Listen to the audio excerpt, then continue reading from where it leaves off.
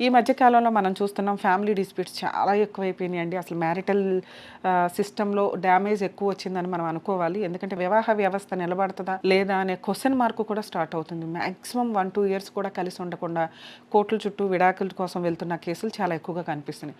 ఒకవేళ ఒక 5 years run అవుతున్నా కూడా అక్కడేమో మ్యారిటల్ రిలేషన్ హ్యాపీగా ఉండట్లేదు. దీనికి తోడు ఇప్పుడు ఈ వీడియోలో మాట్లాడుతున్న టాపిక్ ఏంటంటే కలకత్తా హైకోర్టు రీసెంట్‌గా ఇచ్చిన ఒక జడ్జిమెంట్ గురించి అండి. అంటే మియర్ ఫ్రెండ్‌షిప్ అంటే ఈ కేసులో ఒక కేసు ఎగ్జాంపుల్‌గా చెప్పారు. హస్బెండ్ ఆఫీస్ కొలీగ్స్‌తో, లేడీ కొలీగ్స్ తోటి గాని, అతనికి అమ్మాయిలు ఫ్రెండ్స్ ఉంటారు. గర్ల్స్ ఫ్రెండ్స్ కింద. ఫ్రెండ్స్ ఓన్లీ ఫ్రెండ్స్ మాత్రమే. అలా ఆఫీస్ కొలీగ్స్ తోటో, ఫ్రెండ్స్ తోటో ఏదైనా టూర్ ప్రోగ్రామ్స్‌కో, లేకపోతే ఏదైనా ఫంక్షన్స్‌కో, లేకపోతే ఎక్కడైనా పార్టీలోనో కలిసి ఫోటోసు, వీడియోసు ఉన్నంత మాత్రాన అది అక్రమ సంబంధం కిందకి రాదు. అలా అనవసరంగా అనుమానించి భర్తని సైకలాజికల్‌గా ఇబ్బంది పెడితే అది మెంటల్ క్రూయాలిటీ కిందకు వస్తుంది. డైవర్స్ చాలా ఈజీ అనే ప్రాసెస్ మీద కలకత్తా హైకోర్టు జడ్జిమెంట్ ఇవ్వడం జరిగింది. ఏంటి ఆ కేసు అంటే మనం మాక్సిమం చూస్తూ ఉంటాం. ఎప్పుడు కూడా ఈ మధ్య కాలంలో అక్రమ సంబంధాలు చాలా ఎక్కువైపోయినాయి. ప్రాపర్ ఎవిడెన్స్ లేకుండా వాళ్ళతో మాట్లాడారు. అక్కడ తీర్థయాత్రలో కనిపించారు, ఇక్కడ ఫంక్షన్‌లో కనిపించారు, ఇక్కడ పబ్‌లో కనిపించారు అనుకోని ఎలిగేషన్స్ పెట్టేసి వాళ్ళ క్యారెక్టర్ అసాసినేషన్ ఊరికే చేయడానికి వీల్లేదు.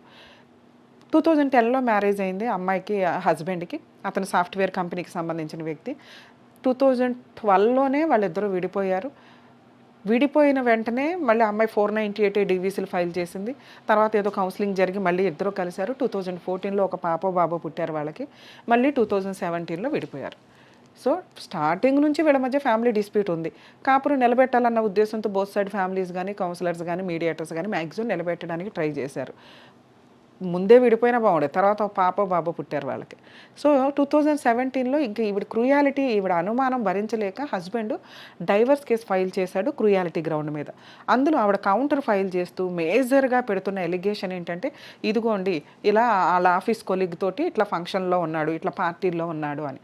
సో, పార్టీలో కొలీగ్స్ తోటో, లేకపోతే ఫ్రెండ్స్ తోటో ఉన్నంత మాత్రాన అది అక్రమ సంబంధం కిందకి రాదు. దానివల్ల మ్యారిటల్ ఇది డ్యామేజ్ అవ్వల. ఎందుకంటే ఒక భర్తగా ఆయన చేయాల్సిన పనులు చేస్తున్నాడు. ఇంకా మిగతా క్రూయాలిటీల్లో ఆవిడ వైపు ఎక్కువగా కనిపిస్తాం. ఇది అనవసరంగా తనకున్న సైకలాజికల్ ప్రాబ్లమ్ తోటి అనుమానిస్తుంది అనేది కోర్ట్ ఐడెంటిఫై చేయడం వల్ల ఈ కేసులో క్రూయాలిటీ గ్రౌండ్ మీద అతనికి డైవర్స్ డిక్లేర్ అయినాయి.